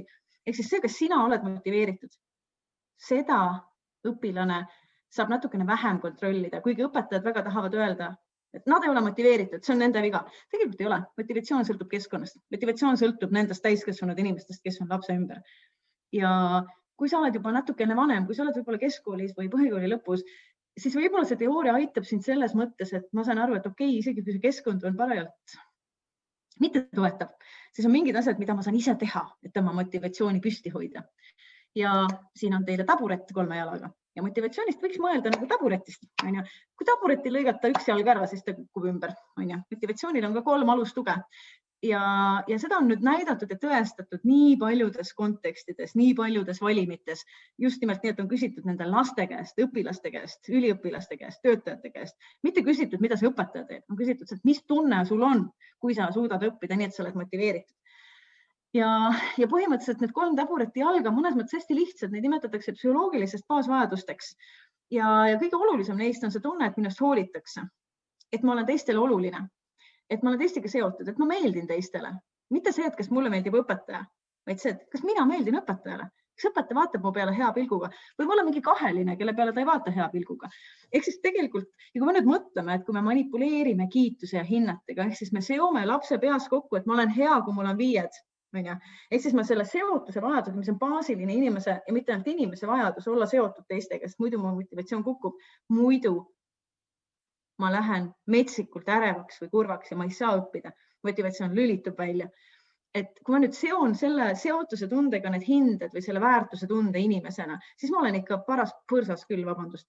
Et ehk siis, et see on see koht, et ühesõnaga, mis peab olema, kui ma tahan, et õpilased oleks minuga, kui ma tahan, et nad tahaksid õppida, siis isegi siis, kui nad käituvad minu suhtes kuidagi või seal koolis kuidagi nii, et see ajab mind võib-olla närvi, ta peab tundma, et ta on hoolitud. Ta peab kogu aeg tundma, et ta on meie, et ta on oma. Ja võib-olla see on koroona aeg, kus võib-olla see ärakadumine, see tunne, et mind ei ole teiste jaoks olemas. Eks ju? Et kui ma ei ole kohal, siis mitte keegi ei küsi, et kus sa olid? Kuula, sind ei olnud eile koolis, sind ei olnud eile Zoomi tunnis. Me igatsesime, ma ei saa toimida klassina, kui sind ei ole. Et ehk siis, kui ei ole tunnet, et mul on ümber grupp, kes minust hoolib ja see kehtib õpilaste kohta, teiste õpilaste kohta ja õpetaja kohta, mõlema kohta, mõlemad peavad hoolima.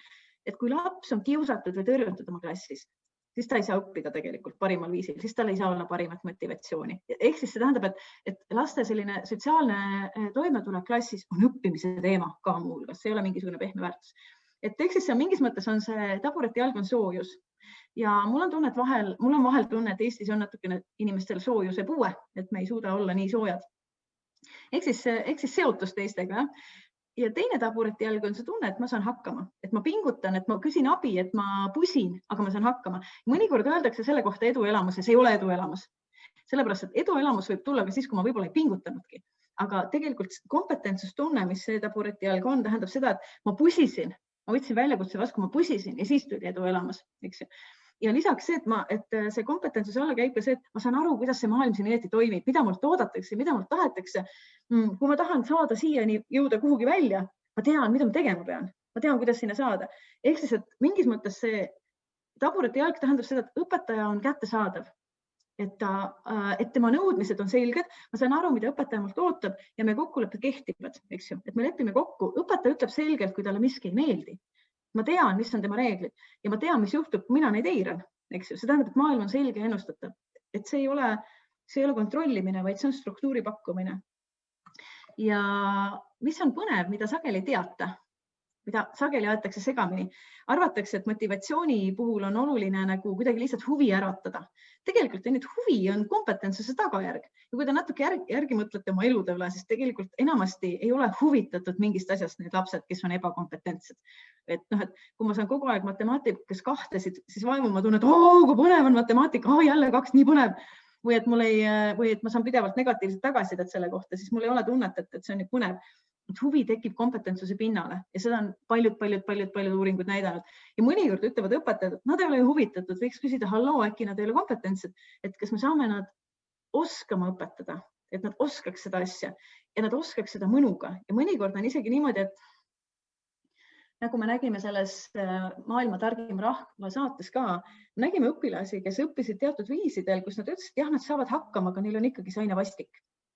mis tähendab seda ja natuke aega hiljem pärast seda ühte eksperimenti, kus õpilasi õpetati natuke teistmoodi, kus toetati hästi palju nende sellist autonoomiat ja ise väljamõtlemist ja ise omas tempos pusimist, siis selgus, et see matemaatika polnudki enam nii vastik. Et ehk siis, et mõnikord on nii, et meile isegi nagu meeldib, aga huvi ikkagi ei teki.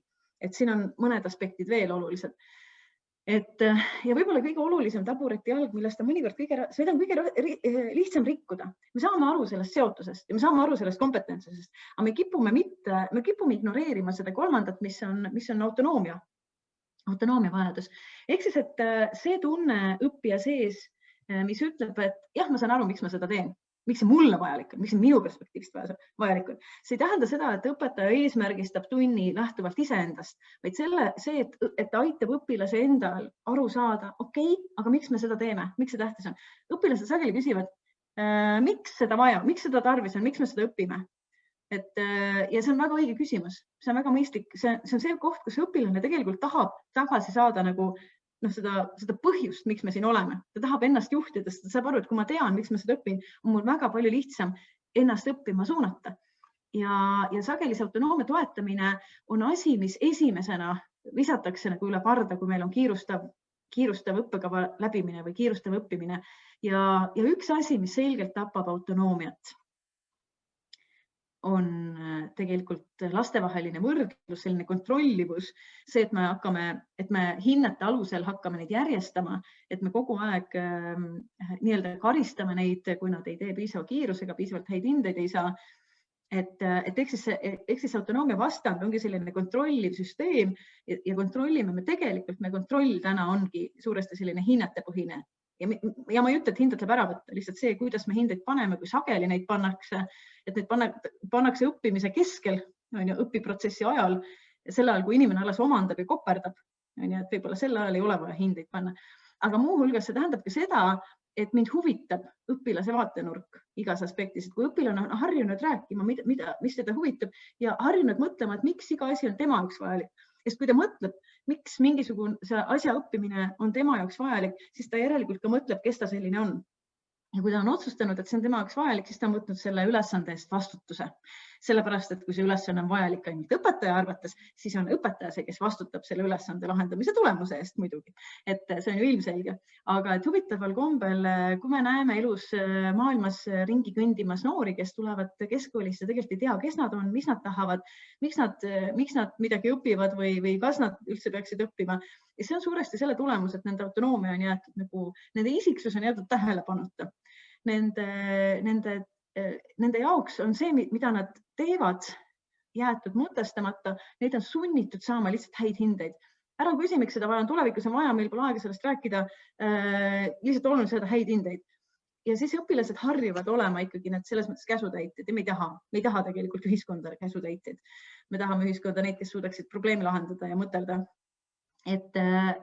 Ja see täht sobib siia väga hästi, et ehk siis motivatsiooni puhul vanasti räägiti sisemisest ja välisest motivatsioonist, mis on tegelikult vananenud jaotus mingis mõttes, see aita väga ei õpetajaid ega õppijaid, aga meil on tegelikult vaja mõistlik on rääkida sellisest motivatsioonist, mis võib küll olla väline, aga ta peaks olema autonoomne. Ehk siis, et selle tegevuse põhjus võib olla nagu väljaspool, et see on mulle kasulik, et sisemine motivatsioon olemuslikult ongi see huvi, kirg, vaimustus. Ma teen asju mitte sellepärast, et need on mulle kasulikud ja sellepärast neid on tore teha. See on mu hobi, mingi asi on mulle lihtsalt hobi. Aga et koolis käimine, kõik ained ei ole lapsele hobi. Kõik asjad ei ole kõigile huvitavad. Aga ja see tähendab seda, et see motivatsioon võibki olla väline, aga ta peaks olema autonoomne selles mõttes, et ma olen huvitatud sellest, et see asi on mulle kuidagi kasulik. See tähendab seda, et kui sa oled nüüd õpilane, eks ju, et mida nagu sellest võiks järeldada, olles ise õpilane on tegelikult hästi oluline mõelda selle peale, et isegi kui õpetaja ei aita mul mõista, miks mingit ainet vaja on, miks see kuidagi võiks tähtis olla. Et sa küll umbkaudu saad aru, et okei, kõik need ained on olulised, ju millekski on vaja seda kirjutamise oskust ja kirjandit ja millekski on vaja matemaatikat ja füüsikat ja millekski on vaja kehalist. Siis tegelikult, kui ma igas aines õpilasena suudan mõelda, aga okei, mõtleks õige välja, kuidas see mulle tähtis on, isegi kui õpetajal pole aega seda minuga koos mõelda. Kui ma ise otsustan, et okei, aga mina mõtlen endale välja, et ma tahan selle pärast õppida seda ainet, seda teemat. Et see ei pea mulle meeldima, et unustame ära, et siin slaidil on küll kirjas huvi, aga huvi ei ole ainukene motivatsiooni selline tegur. Kõik asjad ei pea olema huvitavad, ei saagi olla, aga nad võivad muutuda huvitavaks, kui sa piisavalt kaua nendega tegeled. Seda on korduvalt tõestatud. Aga et alati, mis asi ei kao ära, on mõtestatus. Huvi võib isegi mõnikord langeda mingitel põhjustel, aga mõtestatus üldiselt see, et sa oled asja enda jaoks vajalikuks mõelnud, see ei lange. Ja see on mõnes mõttes üks kõige parem motivatsiooniline selline mehhanism, mida saad kasutada, ongi see, et ma mõtlen, kui mul hakkab motivatsioon kaduma, siis ma mõtlen, aga miks ma seda üldse teen. Ja tegelikult, kuna kool on nii suures osas kontrolliv keskkond, ta annab lastele nii vähe autonoomiat ja sellena ta on väga ebaloomulik kontekst õppimise jaoks. Et meenutage seda rulaga pilti ja meenutage seda, kuidas õppimine toimus enne koolide tekkimist. Siis ta oli tegelikult üsna selline, mida täna teooriaga soovitab. Üks ühele natukene raskemaid asju, kui sa tegelikult oskad, on ju, natukene suurem pingutus, eks ju, aga suhteliselt selline eakohane, et õppimine on toimunud ka varem ja loomulikult ilma kogu selle stressita. Aga täna me oleme lapsed pannud nii suurde igas mõttes autonoomiat piiravasse keskkonda, et on tõesti loomulik, et me kõik õudselt näeme vaeva motivatsiooni hoidmisega neil, sest me tegelikult teeme, mingis mõttes me kogu aeg saeme ära neid tabureti jalgu ja tasub mõelda selle peale, et jah, et isegi kui mingid asjad on põhjendatud või vajalikud lapse jaoks, et me põhjendame neile ära, miks me midagi teeme. Esiteks see põhjendus peab olema tema vaatenurgast, mitte sinu vaatenurgast, mitte täiskasvanud, tema peab aru saama, miks tal vajalik on. Ja teine asi on see, et kui me oleme korraga toetame autonoomiat, oleme kontrollivad, mis siis juhtub. Kontrollivus või selline kontrollivus, näiteks võistluslikkus, võistlema ajamine, pidev hindamine, karistamine, eks ju, kiitmine, kõik need asjad. See, et üks võitja saab mingi auhinna, väga kontrolliv asi. See alati tapab mõtestatust. Alati, kui me oleme kontrollivas, me tapame autonoomiat. Alati. Näitasime seda ka eksperimentaalselt Maailma targima rahva saates, kus oli 3 gruppi. Täpsemalt võime vaadata 2. Ühele grupile öeldi, et lahendage anagramme, sest see arendab teid, teisele ehk siis mõtestamine, jah. Teisele öeldi, lahendage anagramme ja te saate parim saab auhinna. Võib-olla keegi on näinud, mäletate, et loomulikult see, et seal oli see mõtestus võistlemise puhul, võistlemiskontekstis mänginud mingit rolli, lapsed olid, nad ei tundnud ennast tegelikult hästi ja nende huvi teha tegevust edasi, siis kui katse lõpeb, oli madalam kui teisel grupil, aga seda on näidatud teaduses kordi ja kordi, varem ka juba väga mitukümmend aastat. Nii et tegelikult kontrollivus, võistlema ajamine alati nihutab su teadvusest välja selle, et miks ma seda teen. Alati surub selle aine sisu, selle aine armastamise, sellest ainest hoolimise tahaplaanile. Me ei saa sinna midagi parata. Ja mingis mõttes on see loomulik, sest kui sina ka täiskasvanuna oled sunnitud korraga oma peas hoidma seda, miks mingi asi on laias plaanis väärtuslik või tähtis, see on üsna selline üldine teadmine ja samal ajal pannakse sind teistega võistlema. Sest nagu see võistlemine on alati sinu aju jaoks selline lähem eesmärk. Seda on lihtsam nagu võtta eesmärgiks. Ja see võistlemine alati paneb sind kartma seda tagajärge. Mis siis, kui ma jään viimaseks? Siis saab ju minu seotuse tunne, see üks tabureti jalg siin vasakul all, see saab ju löögi. Ma ei ole nii hea, ma ei ole nii tark, eks ju. Ma ei ole nii andekas. Ja selle seotuse hoidmise pärast ja selle enesehinnangu hoidmise pärast ma näen vaeva selleks, et saada parim tulemus. Mitte selleks, et saada asjast aru, mitte selleks, et õppida. Kui õpetajad ütlevad, et nad ju õpivad siis nii palju, kui me ajame nad võistlema. Ei, nad õpivad täpselt, nad küsivad, kas see töösse tuleb. Nad õpivad täpselt selle piirini, mida on vaja, et see tulemus saada. Nad ei armasta seda ainet. Et kui me koristaksime võistluslikkuse ära, siis jääks alles ainult selle aine mõtestamine, sellest ainest nii-öelda rahulik mõtlemine ja selle aine hindamine, väärtustamine. Aga et mõni võiks ju küsida, et aga me saaksime ju väga hästi õppida ikkagi ilma selleta, et lapsed tunnevad ennast üksteise õpetajana seotuna, et nad ei tunne ennast kompetentsena, et nad ei tunne ennast autonoomsena, et saavad ju häid tulemusi küll, pole ju vaja kõiki neid. Ja tegelikult on koole, kus tõesti lapsed ei tunne ennast seotuna, nad võib-olla on võistluslikud, kus nad tunnevad ennast kontrollituna pidevalt sooritussurvest, hinnete survest ja võib-olla neile antakse ka vahepeal märku, et meil on säba ukse taga, targemaid on küll, et kui sa nüüd ei vasta sellele tasemele, siis on halvasti. Et mingis mõttes on need nagu sellised, kuidas öelda, nad on sellised kahe otsaga dimensioonid, et seotuse vastand ongi see, et see kool on külm minu suhtes, see külmus või teised õpilased, ma ei lähe teistele korda. Ja kompetentsi vastas on kaos ja ma ei tea, mida täpselt teha, et saavutada jälle see hea tulemus. Näiteks ma olen tipus mingis aines ja ma saan 5. Ma tegelikult ei tea, milles ma hea olen, sest ma pole kunagi öeldud. Ma tegelikult ei tea, mida edasi teha. Ma tegelikult ei tea, kes ma selline olen. Ja seesama kontrollitus on, et kellelgi pole aega mõtestada ja uuringud näitavad üsna paljud, et lapsed võivad saada ka sellises koolis väga häid tulemusi, aga need tulemused on alati madalamad, pisut madalamad kui koolis, mis toetab autonoomiat, mis toetab neid 3 tabureti jalga justkui või motivatsioonivitamiine. Ehk siis nagu öeldakse, et see oli vist Arabella Mereröövli tütres oli selline lause, et võib-olla saab headusega palju rohkem nodi kokku ajada, et motivatsiooniga on samamoodi.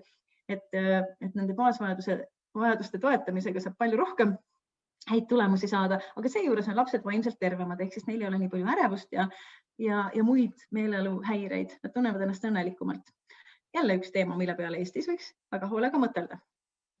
Ja tõsi on ka see, et uuringud on ilusasti näidanud, et tõesti, kui me toetame, see on võib-olla natuke keerulisi sõnu, aga see pole nii oluline, et tõesti lapsed õpivad sügavamalt, kui nad ei tunne ennast kontrollituna, vaid nad tunnevad oma autonoomiat toetatuna ja nad käituvad tunnis paremini ja mõnusamalt. Ja nad oma vigu tahavad tegelikult rohkem analüüsida, nad ei tunne nii suurt hirmu nende vigade ees. Ja on mõnikord ju arvatakse, et aga alguses survestame ja küll siis pärast saab nagu autonoomiat toetada, et alguses sunnime, et tegelikult kõik uuringud näitavad, et nii ei ole, need on ikkagi, me saame kohe alustada autonoomia toetamisega. Me saame kohe alustada sellega, et me hakkame asju kõigepealt mõtestama ja eesmärgistama lapse enda vaatenurgast või kui võimalik, siis huvi äratamisega, kui seda huvi on võimalik äratada. Nüüd on nii, et meil on 4 minutit aega kõikideks võimalikeks küsimusteks maailmas. Margit, võistlussport.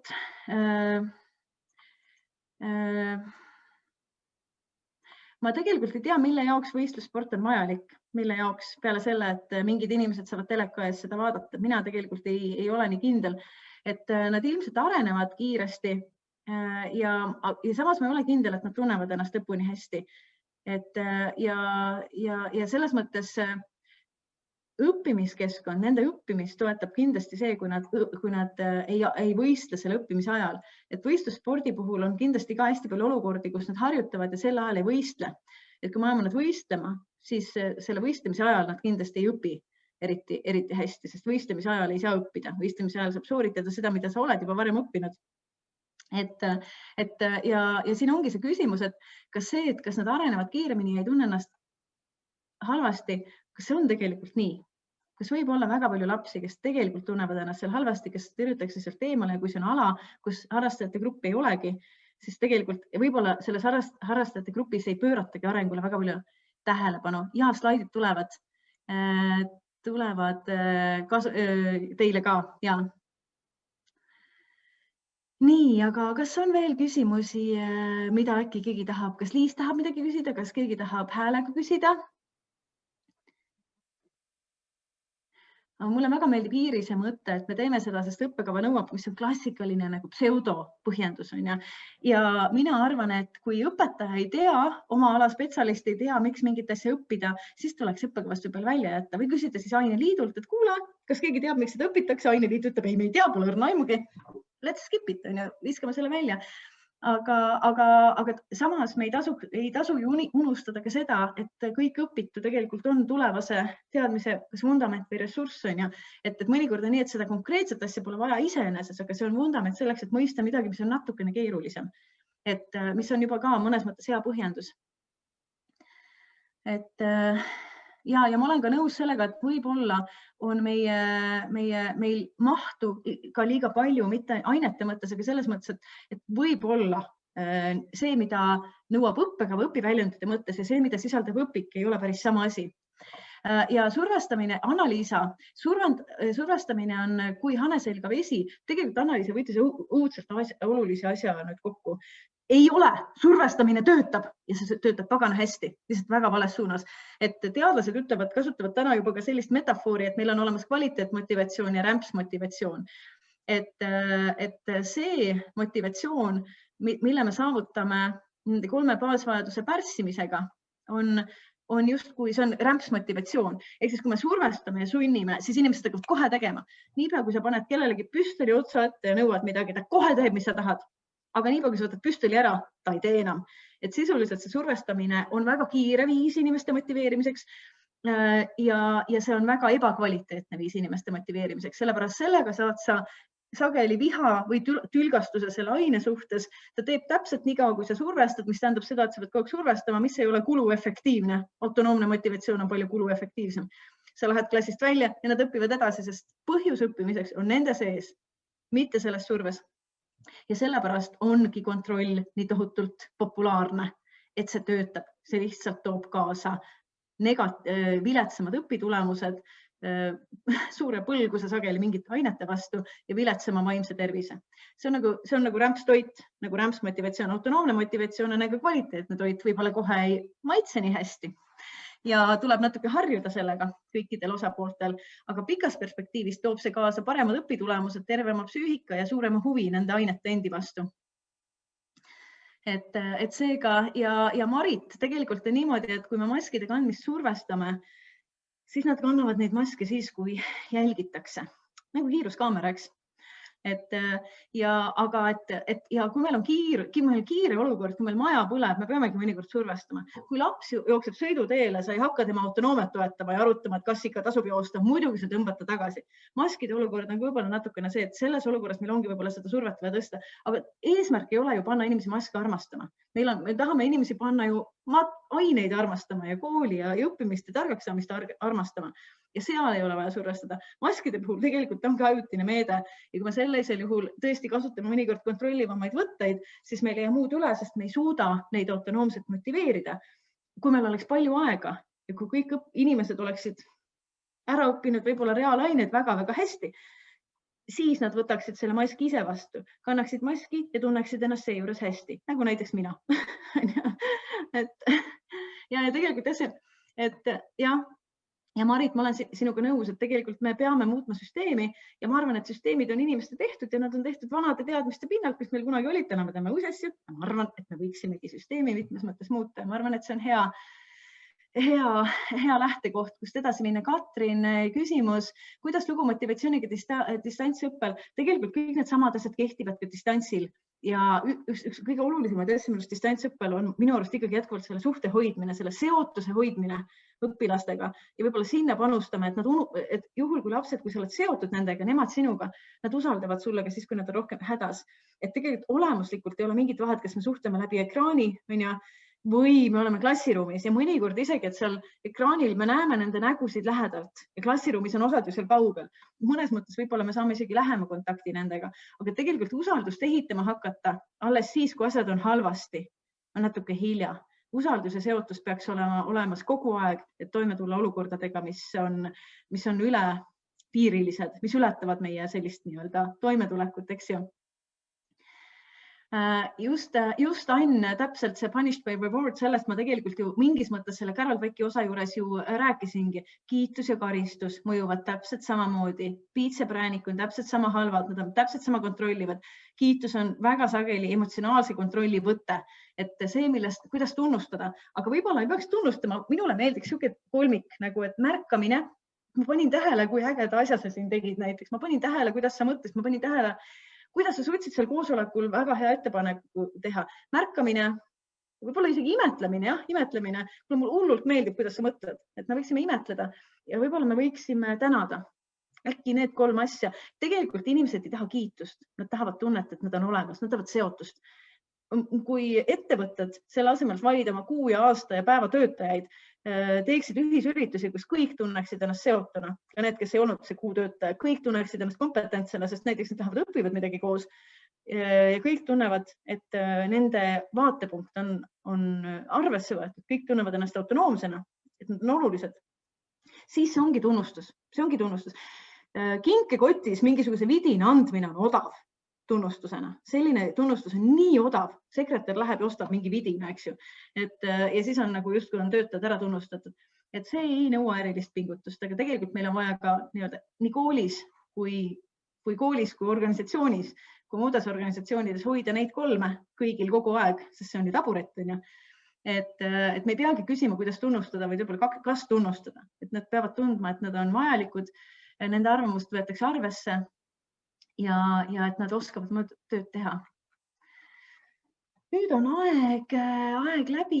Kas Liis ja Anette tahaks midagi veel kokkuvõtteks öelda? Ma ei tea, kas siin on vahepeal midagi mul 2 silma vahele jäänud? Mõni oluline küsimus? Vist ei ole, ma kerisin natuke maad tagasi, aga tundub, et kõik on nagu enam-vähem. Et kuidas on? Kas tõmbame joone alla tänaseks?